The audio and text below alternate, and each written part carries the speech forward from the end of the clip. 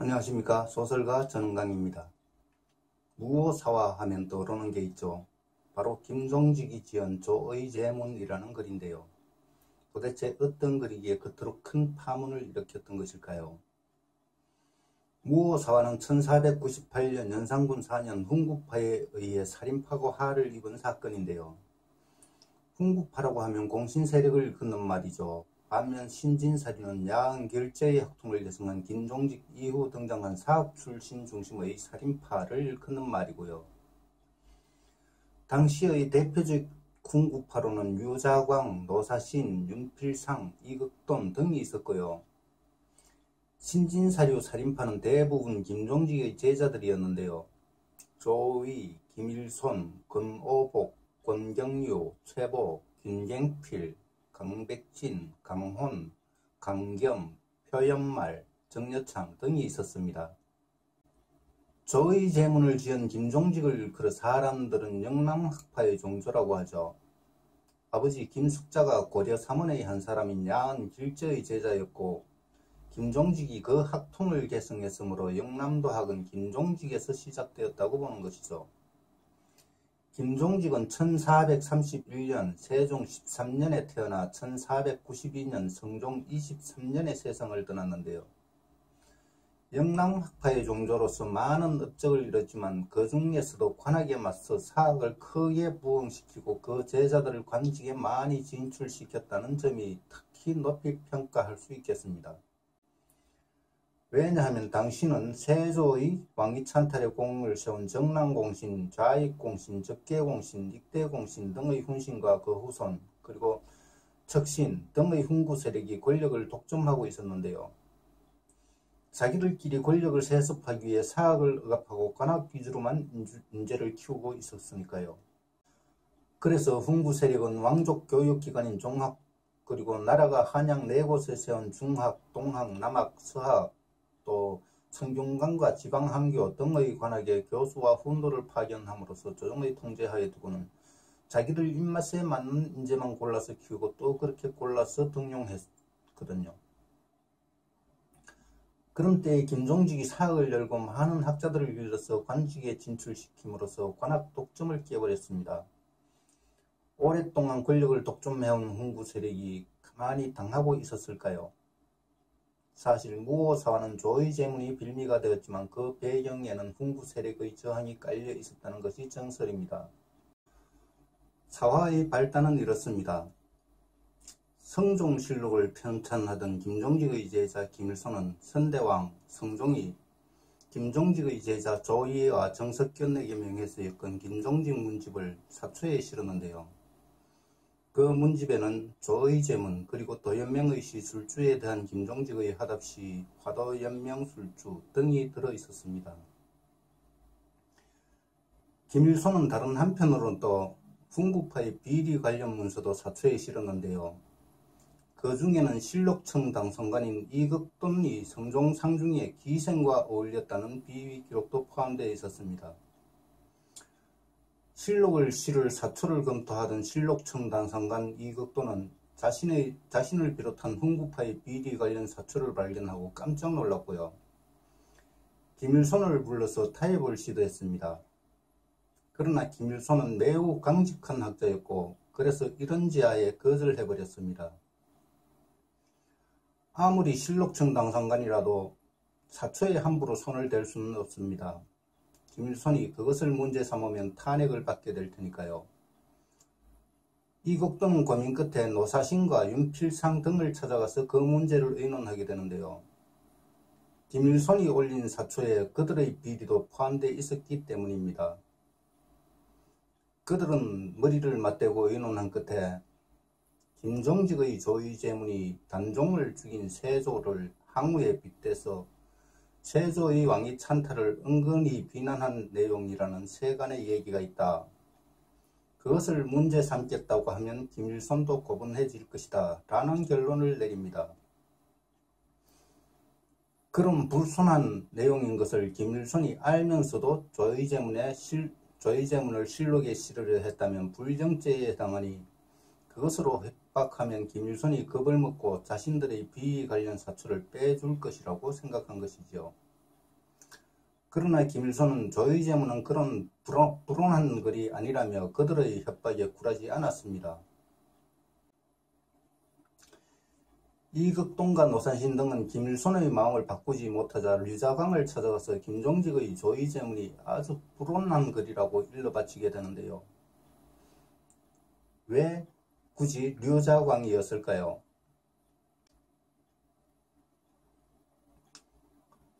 백두산석 마도진, 두만강 파음마무, 남하 20미평국, 후세수칭 대장부.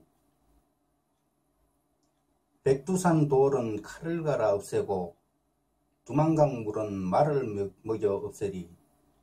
남하 서물에 나라를 평정하지 못하면 후세에 누가 대장부라 하랴. 이 시는 이시애의 난과 건주여진 정벌에 큰 공을 세워 세조의 총애를 받았던 나무장군이 지은 북정가인데요. 예종 1년 병조 참지던 류자광은 남이장군의 북정가에서 미덕국으로 조작하고는 남이장군이 역모를 꾸민다고 소문을 냈는데요. 남하 20미평국이 남하 20미덕국으로 바뀌면 남하가 서물에 나라를 평정하지 못하면 이라는 내용은 남하가 서물에 나라를 얻지 못하면 이라는 내용으로 바뀌겠지요. 이렇게 류자광이 조작한 북정가를 읽은 사람들은 남이장군이 나라를 훔치려는 뜻을 품었다고 의심할 수밖에 없지 않겠습니까?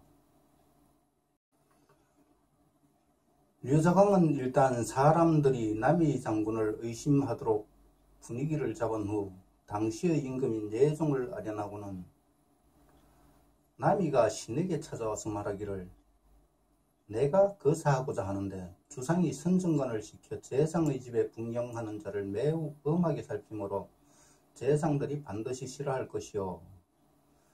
그래서 수강궁은 거사할 수 없고 반드시 경북궁이라야 가하오 라고 하더이다 하고 남이장군이 역모를 꾸미고 있다고 거짓을 아뢰었는데요.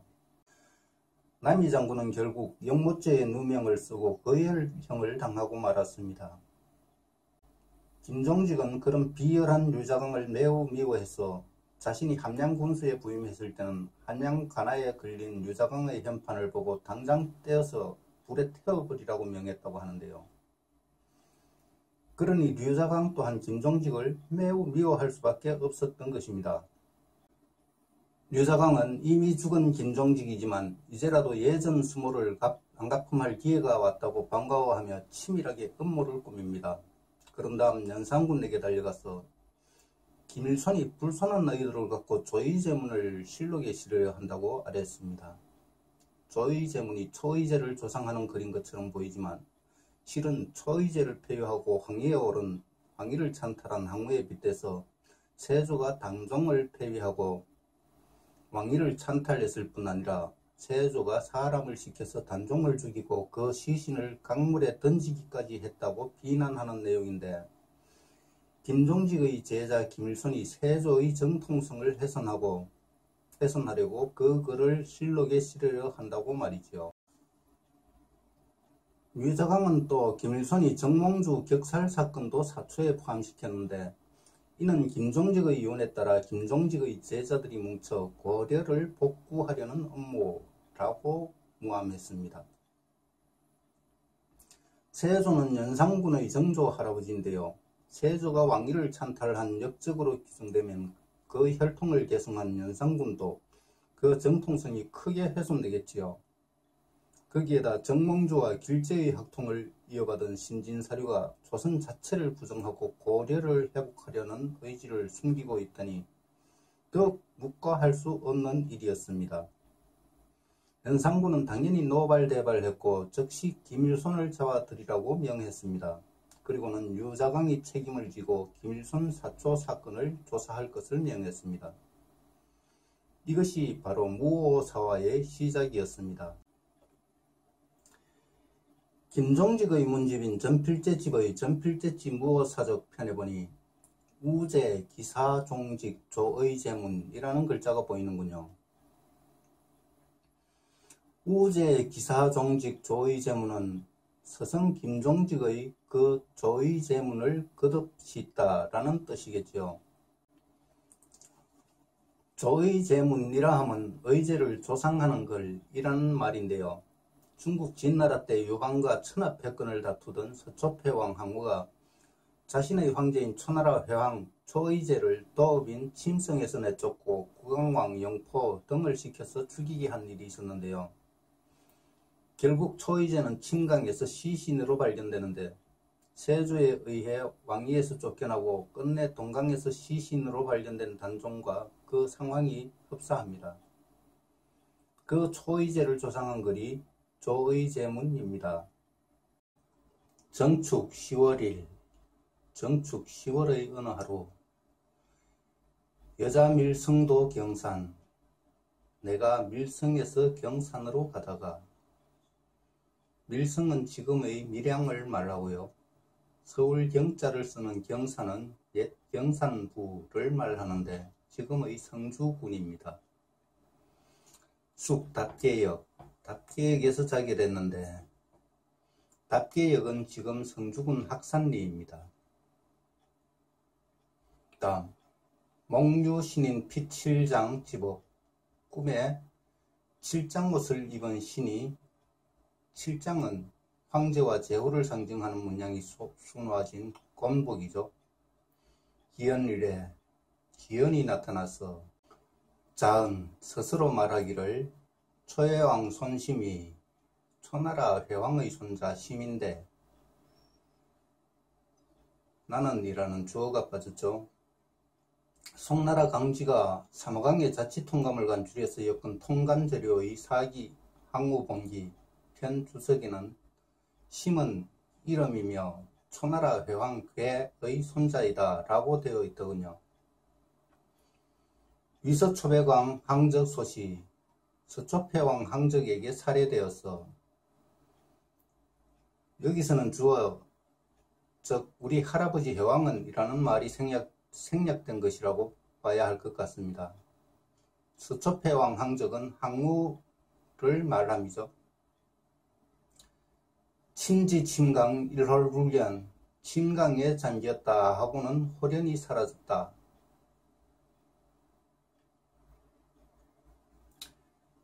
여각지 악연활, 내가 꿈에서 깨어 아연실색하며 말하기를 회왕 남초지이냐, 회왕은 남초 사람이고 회왕 초의제는 남초의제라고도 불렸죠. 다음, 여칙 동이지냐, 나는 동이 사람이라. 지지상거 불시 만유열이, 땅의 거리는 무려 만열이나 차이나고 세지 선우역 천유여제, 선우 세대 역시 천년이나 지났는데 내가 무목매 자하상이야, 꿈속에 나타나 감흥하니 어찌 상스럽지 않으랴. 차고지사 무투강지여, 다시 역사를 되짚어봐도 강에 던져졌다는 말은 없으니 세상에는 회왕이 죽음의 위기가 닥치자 강물에 몸을 던져 자살했다고 알려져 있습니다. 기우사인 밀격이 투기시 우수여, 그렇다면 항우가 사람을 시켜서 비밀리에 격살하고 그 시신을 물에 던졌다는 말인가? 단종도 강에서 시신으로 발견됐죠. 그래서 조의제문은 세조가 사람을 시켜서 단종을 살해하고 그 시신을 강물에 던진 것으로 의심하는 내용의 글이라고 보는 겁니다. 심의가지야, 그것은 알 수 없다 하고 수의문이 조지, 드디어 글로서 조의를 표하였음이라. 여기까지는 조문을 쓰게 된 배경을 설명한 것이고요. 이제부터 나오는 내용이 본 조문입니다. 유천부물치기여 인해, 하늘이 만물의 법칙을 정하고 사람에게 부여하였으니 숙불지기준 4대의 오상, 어느 누가 4대, 즉 천, 지, 군, 부, 하늘, 땅, 임금, 아버지와 오상, 즉 인의 예지, 신을 엄중히 떠받들지 않으랴. 뷰아풍이 이색해 그것은 중국이라고 풍부하고 오랑캐라고 인색한 것이 아닐지니 갈고유의건망 어찌 옛날엔 있고 지금은 없다 하겠는가. 이것은 하늘이 내린 만물의 법칙 즉 사대와 오상을 말하는 거겠죠. 사대와 오상이 어찌 중국이라고 풍부하고 오랑캐라고 인색한 것이며 어찌 사대와 오상이 옛날엔 있고 지금은 없다 하겠는가 이런 뜻이겠죠. 고인 우천사해 그런 까닭에 나는 오랑캐 사람이지만 그덕 천년의 길고 긴 세월 지나 공조 초지 회왕 공손히 초나라 회왕에게 조의를 표하느라 섭조룡 지룡 아각해 옛날에 조룡이 아각을 농락하니 사해지파 은위황 사해 바다 물결이 핏빛으로 물들었도다. 여기서 조룡은 무엇을 뜻할까요? 중국에 독교나가각이라는 말이 있는데요. 초나라 검객 차비가 강을 건너는데 교룡은 전설 속에 나오는 뱀처럼 생긴 동물인데요. 독교룡 두 마리가 배를 습격하자 그 목을 베고 물길을 잠잠하게 했다는 전설이 있습니다. 아마도 그 전설의 용을 이야기한 것이 아닐까 싶습니다. 수전유추의 갈자보해 비록 전유와 추예라도 어찌 스스로를 보호하지 않으리. 전우는 다랑어를 뜻하는데요. 김종직은 두보를 무척 좋아했습니다. 국학자료원의 한시어 사전을 보니 두보의 우간타어라는 글이 있는데요. 일모계룡 개굴혈 상근전유 순내라는 내용이 있더군요. 해 저물면 교룡은 소구를 바꾸고 산 밑의 전유는 구름과 우레를 따라가네 라는 뜻입니다. 해가 저물면 교룡은 소구를 바꿔 자신을 보호하고 다랑어는 구름과 우레를 따라가며 자기를 보호한다는 뜻이겠죠. 그리고 추예는 암컷고래를 뜻하는 경예의 오기가 아닐까 싶습니다. 그렇다면 수전유추의 갈자부에는 비록 다랑어와 고래라도 어찌 스스로를 보호하지 않으리라는 뜻으로 해석할 수 있겠죠. 사망루의 영영 건물에서 벗어날 생각이만 급급했으니 시륙국지 유저해 그때 육국제후의 후손들은 10년 8월 건비 부편맹 숨고 도망쳐서 겨우 서민과 짝을 맺었다네. 옛날에 초나라가 그렇게 망했다는 얘기겠죠. 양야 남국 지장종해 항량은 남쪽 나라 장군 집안 자손으로 종호 이기사 의호를 쫓아 대사를 일으켰도다. 항량은 항우의 숙부이며 초나라 왕족인 옹심을 찾아내서 초여왕에 추대한 인물입니다. 그런데 의호는 무슨 뜻일까요? 물고기 여호인데요. 동문선 제5권 오은고시편 의호에 대한 주해를 보니 진나라 수졸 진성과 오광이 반란을 일으킬 때 군사의 마음을 선동하기 위해 술책으로 비단내다가 진성이 왕이 된다고 글을 써서 물고기 뱃속에 넣어 사람을 시켜서 그 물고기를 팔려 하였고 또 밤에 오광이 숲속의 신사에 몰래 들어가서 여우소리로 진성이 왕이 된다고 읊었다. 이렇게 되어 있네요. 진성과 오광의 계책, 즉 물고기와 여우를 이용한 꾀가 의호겠죠. 구덕왕이 종민망해 덕을 구하는 임금은 백성의 소망에 따르나니 존운여거불사 웅력에게 끊어진 제사를 다시 있게 했음이라. 웅력은 주나라 성왕에 의해 처음으로 초나라 제후에 봉해진 사람인데요. 주성왕이 덕을 숭상하는 성군이었으므로 초나라 백성의 소망을 존중하여 웅력을 초나라 첫 제후에 봉했다는 뜻입니다.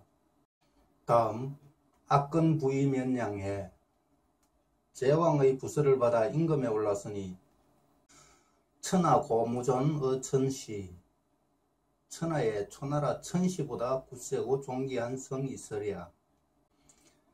견장자의 입관에 장자를 보내어 관중에 들게 하였으니 장자는 유방을 일컫는 말이고 관중은 지금의 중국 산시성입니다. 당시에는 진나라 땅이었는데요.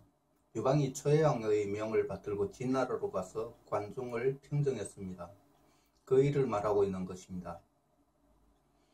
역유적도 기인의, 이 역시 인의라 하기에 족함이라. 이것은 하늘의 뜻에 순응한 일이었다라는 뜻이겠죠. 다음, 양한낭 탐천 이광군해. 사나운 양이 낭탐을 부려 멋대로 광군을 멸하였구나. 이 부분 역시 앞쪽에 유방은 그렇듯 인의에 따랐건만 황홀한 자는 그렇지 않구나 라는 말을 붙여서 읽어야 할 것 같습니다. 낭탐은 배가 불러도 계속 욕심을 부리는 일이 탐욕을 뜻하고 광군은 초해왕 상장군 송의를 뜻하는데요. 송의는 항우에게 살해당하고 그 집안이 멸족되었는데요. 항우를 낭탐을 가진 사나운 양에 비유한 거겠죠. 다음, 허불수이고 제부. 어찌 그 되놈을 잡아다가 질서의 도끼에 기름칠을 하지 않았는가. 제부, 즉 질서의 도끼는 법의 심판을 뜻하는 말이겠죠. 다음, 오호, 세대 불연자의 해. 큰 세도의 불연자여. 오왕이 있고 우리의 왕을 더욱 두려워하게 하소서. 위에 서급안서해. 무고를 당하여 적갈과 포육이 되었으니 항우에게 살해된 송의를 두고 하는 말이겠죠. 다음, 과천운지청여. 과연 천운의 버림을 받고 만 것인가. 신지산오의 촉천해. 김강가의 산은 우뚝이 하늘로 솟았는데 경금애의 향한 해그림자 지는 저녁으로 향하네. 친지수류일 야해. 진강의 물은 밤낮으로 흐르고 파음일리 불반. 넘실넘실 흘러간 물은 돌아오지 않는다. 천장지구 한기 갈기해.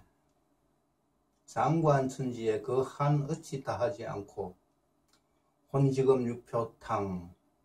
그 넋이 지금까지도 정처 없이 흩어져 떠돌다가 여지신간 우금석해.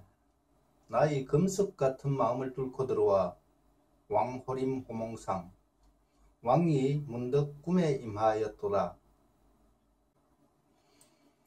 순 자양지 노필해. 휘도는 자양의 노련한 필체인가. 자양은 우한말 진강사람 채화의 별명입니다. 사진윤이 흠흠. 생각을 진돈하여 몸가짐을 삼가하고 거음내의 뇌지해. 술잔을 들어 땅에 붓나니 계영령 지뢰흠. 바라건대 영령은 와서 제사의 예를 누리소서. 이상이 김종직의 조의 제문이었습니다. 서초사건 조사 책임을 맡은 유사강은 어명을 받들고 김종직의 제자들 대부분을 잡아들여 국문하고 없는 죄를 뒤집어 씌워 곤장을 치고 귀양 보내거나 가산을 몰수하고 변경 관노로 삼았는데요.